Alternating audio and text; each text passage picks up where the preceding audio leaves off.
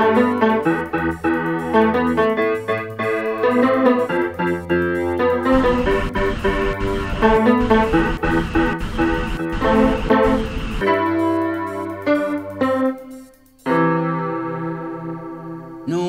dit dans Anticausé à sous plateau Espérance TV et puis plaisir Macari Souvé Gracien bienvenue dans le plateau.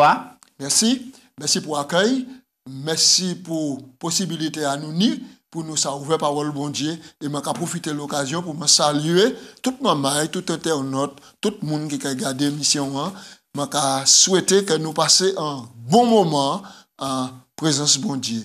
Merci. Merci.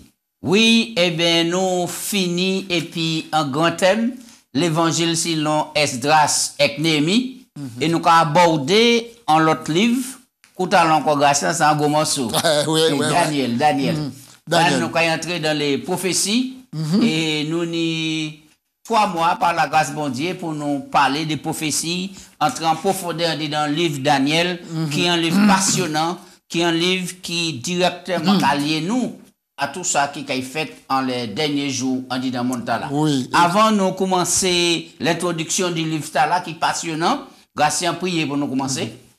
Papa Dieu, nous remercions pour l'occasion qu'on nous pour nous fouiller, pour nous bêcher, qu'on demande de nous fouiller dans l'écriture pour nous trouver Jésus-Christ qui personnifié. Nous commandons la grâce et la sagesse et le Saint-Esprit.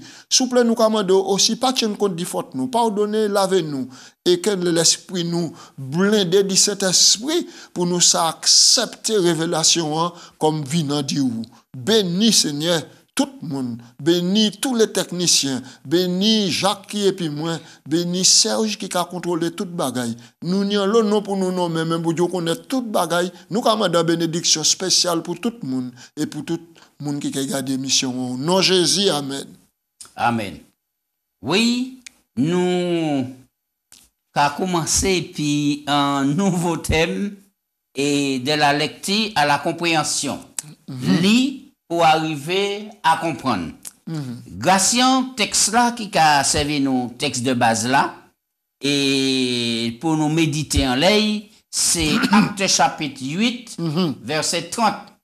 Lis et puis dis-nous qui rapport qui est en texte là et puis livre Daniel là nous allons étudier. Eh bien nous allons lire dans Acte chapitre 8 verset 30. Texte là qu'a dit, Bible a dit Philippe a couru et entendit l'Éthiopien qui lisait le prophète Ésaïe. Il lui dit, comprends-tu ce que tu lis? Alors, ici, il y a texte là, apparemment, nous avons pas peut-être ni lien et puis le livre Daniel là. Mais en réalité, le livre Daniel là, c'est un gros morceau. C'est un gros morceau et pour que ça comprenne, ça c'est là obligé de l'aide bon Dieu pour comprendre le livre là. Éthiopien là, c'est un homme en africain qui sortit adorer pendant la fête des Pâques à Jérusalem. Et là, il sorti là, il était soif tellement, il prend en portion le prophète Ésaïe et puis Kali. Nous sommes sortis à Jérusalem, là, Jésus crucifié. Là, toute manifestation faite. Peut-être que personne ne peut parler de Jésus, mais il était soif de Jésus. Il a lu par même ça, nom il a décrit là, quand il mené, quand il a mis tout baïta, c'est Jésus sauver l'humanité. Alors, bon Dieu délégué, un ange délégué, Philippe, un évangéliste, qui a prêché l'évangile, et puis il dit, montant les chars là, et puis tiens une conversation, et puis c'est parce que c'est un chemin qu'il a, il a cherché si message. Et Philippe causait, et puis éclairé, le prophète Ésaïe, le prophète messianique qui était à présenter Jésus-Christ là, à deux chapitres là. Alors pour nous, nous avons abordé Daniel, nous avons toujours besoin en monde pour aider nous, puisque c'est vraiment un livre qui est prophétique. Oui, c'est un livre prophétique. Et c'est un livre prophétique. Et c'est un livre maintenant qui a appelé la destinée de l'église adventiste. Parce que l'église adventiste, maintenant, c'est une église prophétique. Et toutes les prophéties de la Bible, il faut tenir cela en compte, puis tracher chemin. Et je dit d'autres mots encore concernant l'importance de la prophétie. On va dire que l'église adventiste, c'est une église prophétique. Est-ce qu'on a un texte dans Daniel qui peut éclairer nous pour montrer nous qu'effectivement, que l'église là a son base prophétique? Daniel 8, verset 14. Il a dit 2300 soirs et matin, et puis le sanctuaire sera purifié. Donc, prophétie là, faut nous lire et faut nous lire aussi complément, parce que pas oublier, Daniel, bon Dieu, ben, il y a une révélation. Mais Daniel mort, il pas ouais toutes ces réalisations là et il y a une révélation qu'il a pour jusqu'à la fin des temps. Mais le livre Apocalypse, qui prend la main, qui a complété bagaille là pour montrer nous un tableau prophétique beaucoup plus large. Alors donc, l'église adventiste est intéressée quand il y a une prophétie, parce que c'est la prophétie qui annonce l'existence de l'église adventiste, en particulier, si cité à la fin des temps pour ramener les hommes pour Jésus-Christ, pour le salut. Alors, pas ni en pile dénomination, Gratien, qui comprennent et qui étudient 2300 soirs et matin. Oui, le sanctuaire. L'église adventiste. Oui, le sanctuaire. Ça, c'est maintenant, nous peut dire un bagage qui est propre à l'église adventiste. Parce que c'est une démarche pour rechercher dans la prophétie, maintenant les caractéristiques qui dépendent la réalité, les véritables églises. Donc, c'est ces prophéties-là qui ont montré l'immensité conflit qui nie jusqu'à maintenant entre le bien et le mal, c'est-à-dire le conflit cosmique. Et l'église adventiste, il y a une belle approche, il y a l'aise en ça, pour expliquer, parce qu'il a fouillé, on dit dans les prophéties. Est-ce que ça pour faire nous gonfler nous? Pas du tout. Les autres religions par rapport à la connaissance? Pas du tout. Parce que plus on connaît là, plus on a une responsabilité. Plus on a une responsabilité pour transmettre ça qu'on connaît là, non pas pour garder, mais pour transmettre, pour aider les autres. Parce que le conflit est chaud et le conflit est de plus en plus subtil. Et c'est la prophétie. Et Pierre, l'apôtre Pierre dit nous comme ça, tiens la parole prophétique comme un lampe qui a brillé dans l'œil obscur. Et analyser et étudier jusqu'à ce que jour apparaisse et le Fils de l'homme peut paraître. Nous avons temps pour nous entrer et petit à petit dans les grandes prophéties. Gratien, Daniel, c'est qui ça peut dire nous sur Daniel? Eh bien, Daniel, Motalaka signifie Dieu est mon juge. Mon Dieu, c'est juge-moi. Daniel, c'est un jeune homme de la haute aristocratie de Juda. Et pourquoi tu m'as dit ça? Parce que là, nous avons lu dans le livre Daniel, écoutez bien, 3e année du règne de Joachim. Daniel chapitre 1er, verset 1 et suivant. Il a dit nous, Joachim, roi de Babylone, Nebuchadnezzar, roi de Babylone, marcha contre Jérusalem et l'assiégea. Le Seigneur livra entre ses mains Joachim, le roi de Juda, et donc, il emporta les ustensiles, verset 2, maintenant, il mettait à la maison Dieu à Shinéa. Donc, verset 3, écoutez, le roi ordonna à Aspenaz, qui est le chef des eunuques, d'amener quelques-uns des enfants d'Israël, écoutez, verset 4, jeunes garçons, sans défaut corporel, beaux de figure, doués de sagesse, doués d'intelligence et d'instruction, capable de servir au palais du roi et que l'on enseignait la lettre et les langues des Chaldéens. Donc, roi mettait en veto, il mettait en critère des bons jeunes garçons, beaux de visage, doués de sagesse, doués d'intelligence, capables d'y apprendre les langues et capables d'y servir. Donc, c'est pour ça que nous disons que Daniel a fait partie de la haute aristocratie en Juda. Et ce n'est pas pour hasard qu'il a choisi. Ok, très bien. Donc, et grâce à l'oka abordé le livre Daniel là, nous n'y pour nous tenir compte de qui ça. Puisque c'est ça nous avons étudié ici maintenant là. Donc, déjà premièrement, il faut que nous considérions qu'on ne peut pas étudier le livre là si on ne pas placer Christ en vraie place, parce que Christ au centre. C'est un démarche. C'est un démarche qui est extraordinaire parce qu'à première vue, là où on lit Daniel, c'est difficile pour la personne du Christ émerger. Parce qu'on croit un grand statut.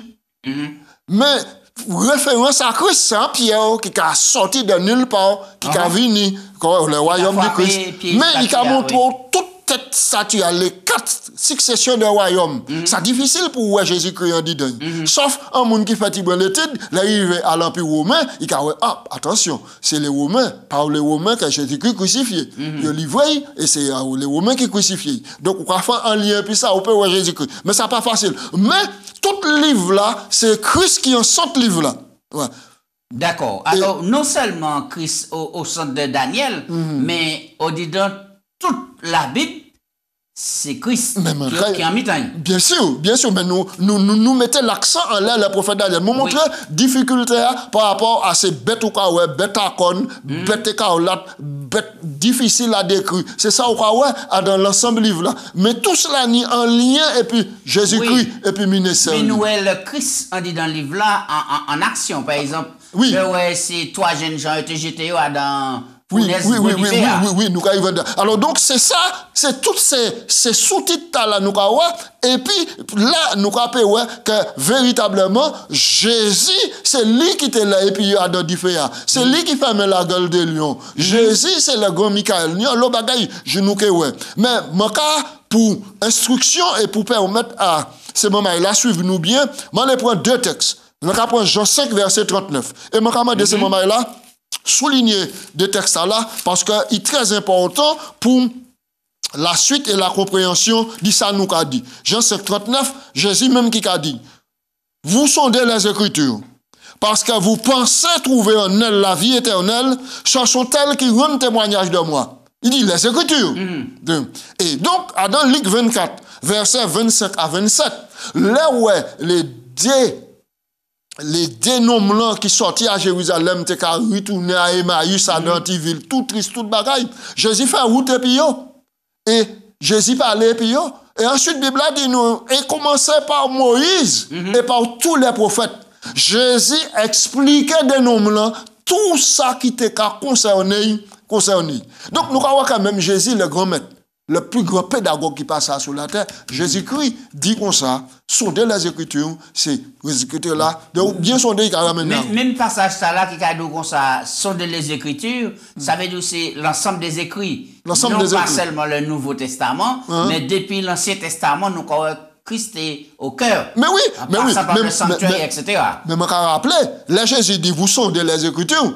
Était l'Ancien Testament. Nouveau Testament, pour côté qui existe. C'était l'Ancien Testament. Et il dit comme ça, le titre de l'Ancien Testament qui a ramené au salut. Même si Jésus était là sous forme de symbole, mais il a ramené au salut. C'est extraordinaire. Nous croyons le texte là. Nous avons 2 Corinthiens et chapitre 1, verset 19 à 20. Oui. 2 Corinthiens. C'est important pour nous. 2 Corinthiens. Placer Christ et au cœur. 2 Corinthiens 1, verset 19 à 20. Nous allons lire. Car le Fils de Dieu, Jésus-Christ, a été prêché parmi nous, au milieu de vous, par moi, par Sylvain, par Timothée. N'a pas été oui et non, mais c'est le oui acquis en lui. Car pour ce qui concerne toutes les promesses de Dieu, c'est en lui qu'elle est oui. C'est pourquoi encore l'amen par lui est prononcé par nous à la gloire de Dieu. Paul dit que tout le monde qui passait prêchait Jésus-Christ. Ça veut dire que le message est christocentrique. C'est-à-dire, en grand mot savant, Jésus au centre message là. Oui. Et c'est ça qui a fait de l'église adventiste du 7e jour. En église particulière, un peuple particulier. Non seulement c'est un peuple prophétique, mais c'est un peuple christocentrique parce que le christianisme, il croit en Jésus-Christ. Il a accepté la révélation, la parole, comme venant de Jésus-Christ. Oui, alors, là, nous avons parlé des structures du livre Daniel, la grâce. Qui ça veut dire, et qui m'a pour nous aborder, étude là, nous avons parlé des structures du livre là.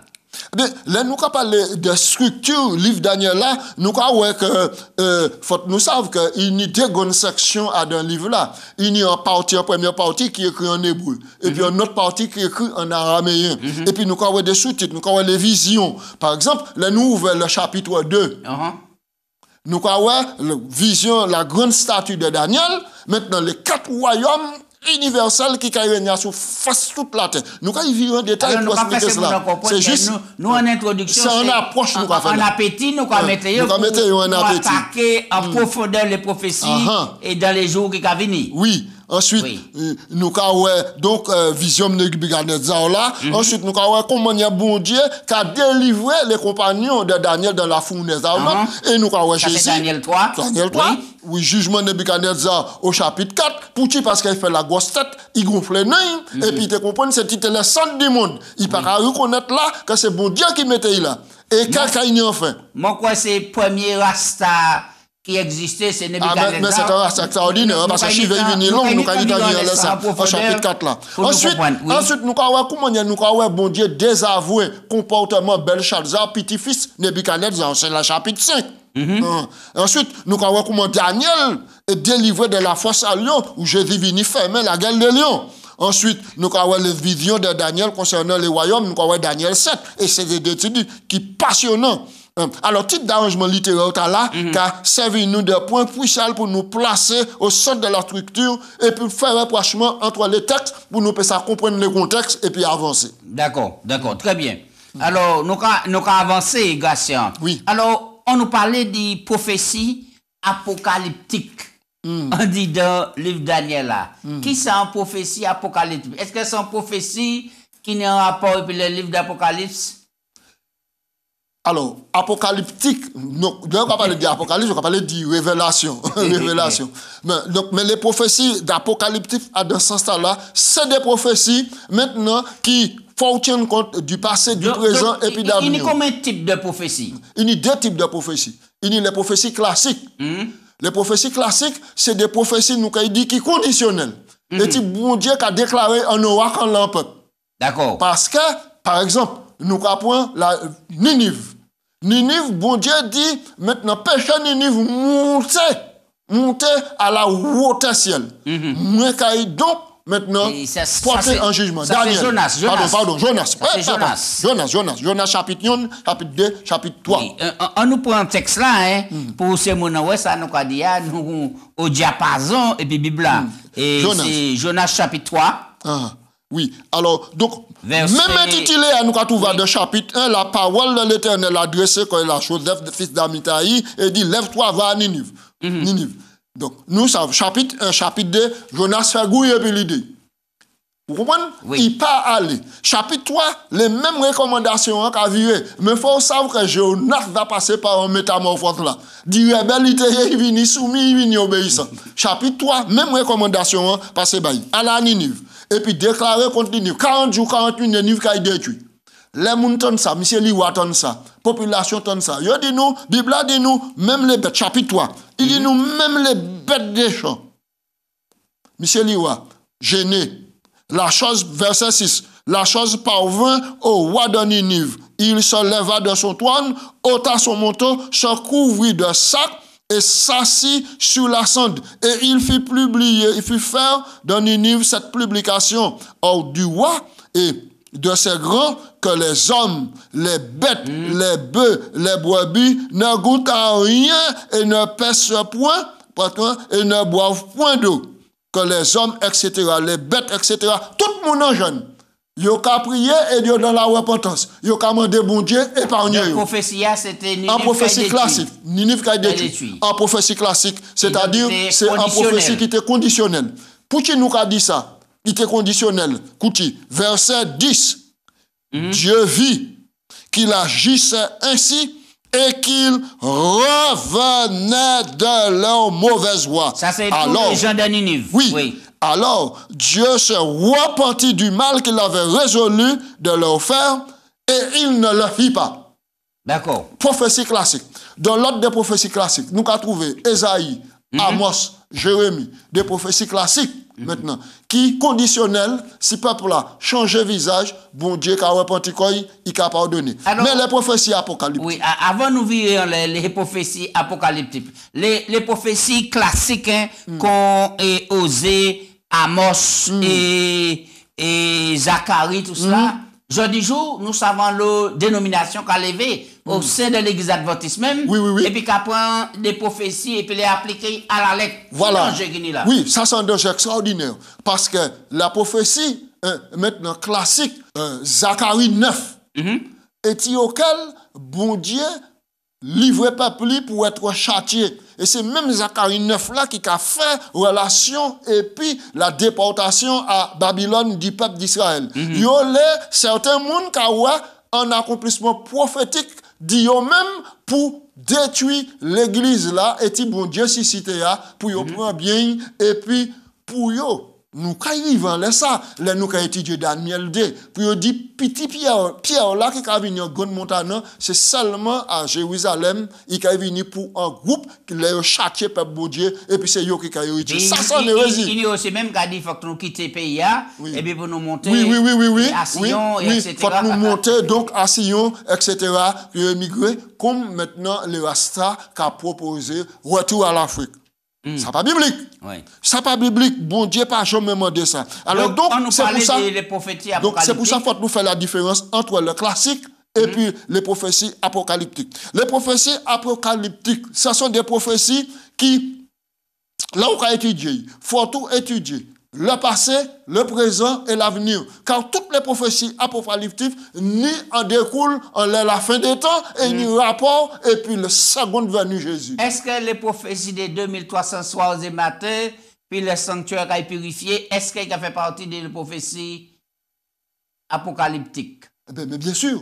Mais bien sûr. Parce que là où est le sanctuaire purifié, maintenant, sanctuaire là qui purifie maintenant il va permettre il va susciter maintenant en dénomination pour prêcher un message particulier pour préparer le peuple là pour la seconde venue du Christ. Ça manque là. Donc maintenant les prophéties apocalyptiques telles que Daniel 2 prophétie apocalyptique Daniel 7 Daniel 7 et puis Daniel 2 c'est ces mêmes là où on y un statut qui nie quatre méthodes différentes. Quatre grandes monarchies. Ouais. Donc, c'est même statut qui a représenté Daniel 7 et puis les animaux. Les animaux. Donc, qui a représenté ces mêmes royaumes-là.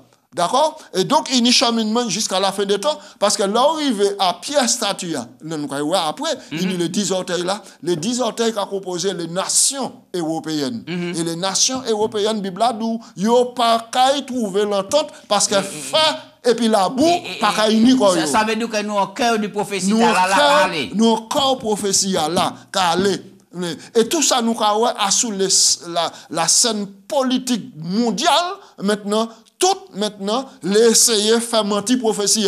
Ils ont cherché alliance par tous les moyens. Nous gagnons temps et tout cela. Donc c'est ça qu'on appelle des prophéties apocalyptiques. Il y a un regard, un cheminement vers la fin des temps. Alors donc, nous employons des grands mots pour nous dire il y a un découlé eschatologique. Ça veut dire qu'il y a l'eschatologie, c'est la science qui a étudié les prophéties en rapport et puis l'avènement. Tout ça qui est tiré à la fin des temps. La fin des temps et l'avènement de Jésus-Christ. Oui, on nous parlait de l'échelle de temps divine.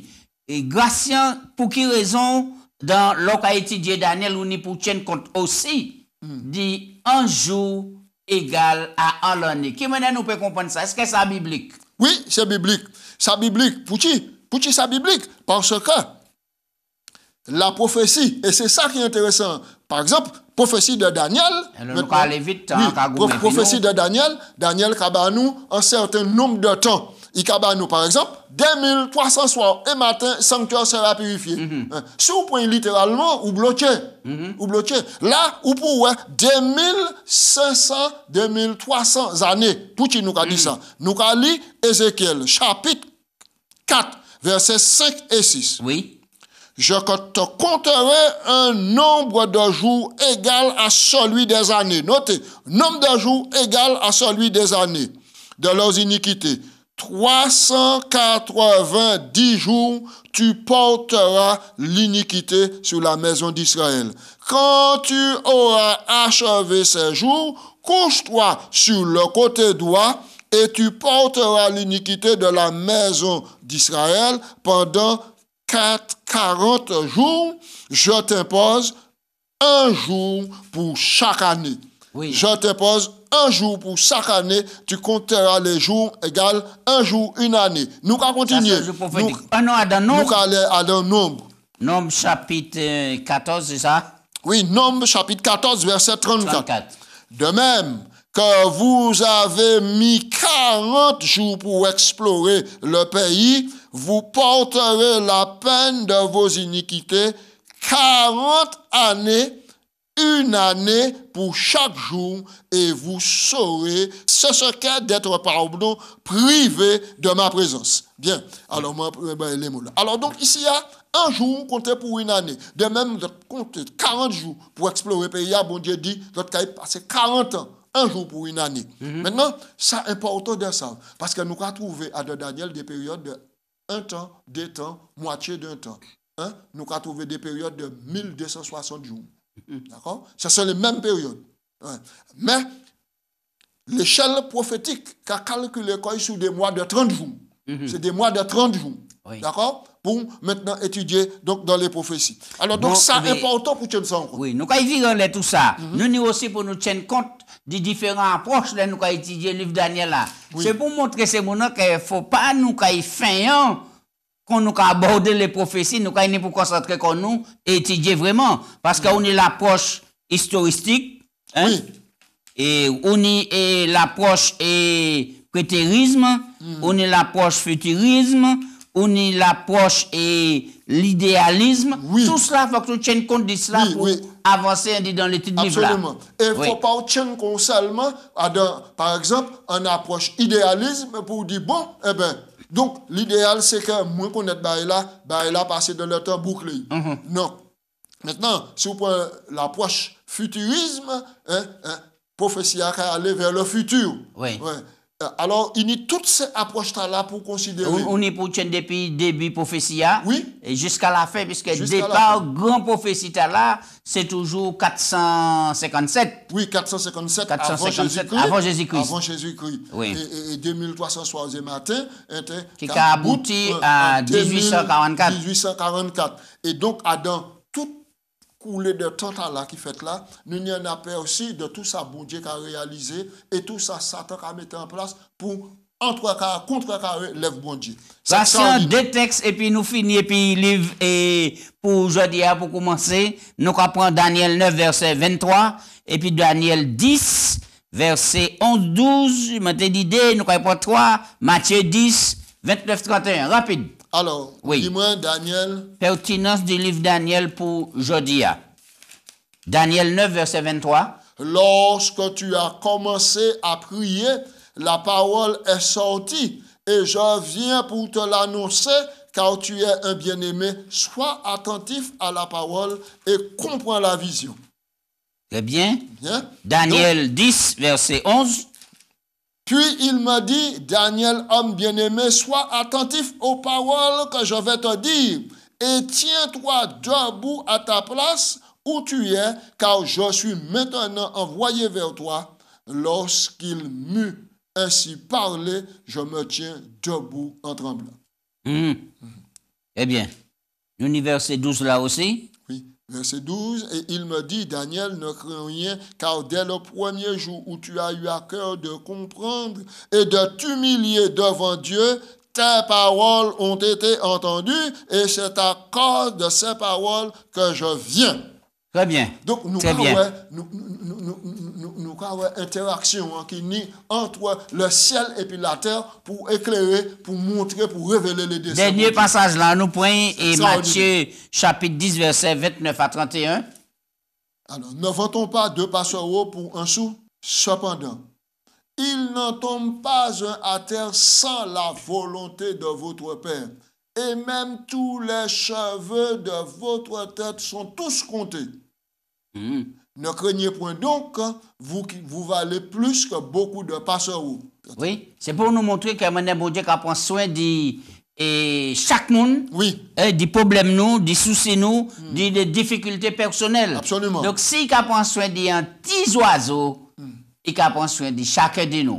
C'est la même manière, bon Dieu, nous parole pour montrer nous que bâti foi nous. Oui. À son parole, parce que au centre parole là, un personnage clé, c'est Jésus-Christ. Gratien, merci. Et nous pas un peu le temps pour nous dire plus, mais nous allons dire en détail tous ces sujets-là. Nous avons 3 mois pour ça, par la grâce de Dieu. Mais moi, j'ai déjà bonne possibilité de souhaiter, puisque un nouvel année qui a commencé, il y a des moments qui ont coûté l'émission, les vœux.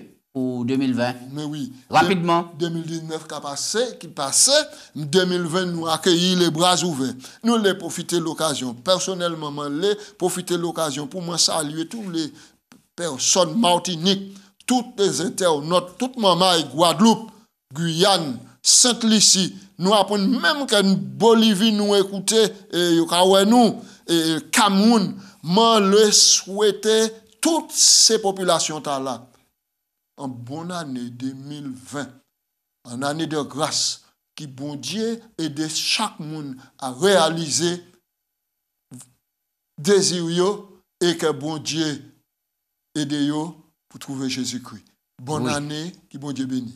Moi, je profite aussi pour me saluer tous les administrateurs, tous les pasteurs, tous les ouvriers, chaque membre d'église, et yo qui est à Saint-Martin, en France, Haïti, Canada, Sénégal, Miami, aux États-Unis, tout partout, et qui est anti-causé, qu'a gardé et partagé, nous les disons les meilleurs vœux pour 2020. Seul bagaille moi qu'a dit c'est Christ, on dit dans centre la vie beaucoup de consécration, beaucoup de prières, Jésus qu'a viré, c'est ça moi qu'a souhaité tout le monde. Amen. Quand nous avons commencé pour prier, nous avons fini par la prière grâce. Papa Dieu, nous remercions pour bonté, miséricorde et l'amour pour qu'on manifeste nous. Merci pour nouvelle étude là au nous. Daniel, les prophéties.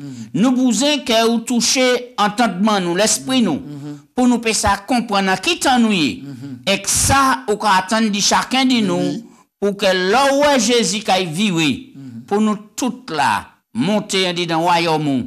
C'est prière, c'est grâce. Nous commandons en nom de Jésus. Amen. Amen.